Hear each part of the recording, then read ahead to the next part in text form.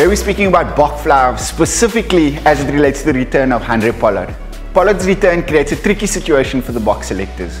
But before we get there, let me just say that I don't think there's anything contentious about Kerwin Bosch's omission from the Bok squad in order to accommodate Pollard.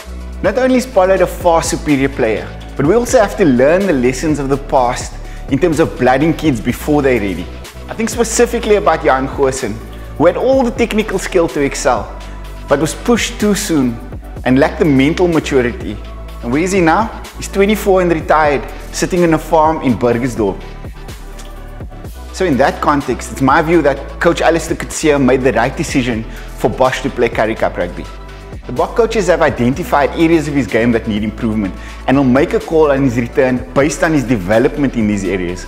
Neither do I think a player of Pollard's caliber needs to play his way back into Bok contention through a joke of a competition like the Currie Cup. Coetzee confirmed my assessment of this competition by saying that the Boks train at a higher intensity than a Currie Cup match.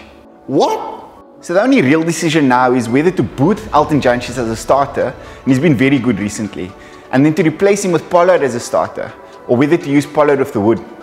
And when making this decision, they need to ask themselves what the Boks lose and what the Boks gain with Pollard as a starter. My view is that the Boks lose nothing and would gain a superior skill set and superior temperament with Pollard at fly-off. His match sharpness will take some time to develop, but again, given the quality of play we're talking about here, you accommodate that. I do fear for Jantjies though. He's just settled into a groove after numerous false starts with the Boks. This, however, is the reality of rugby at the elite level.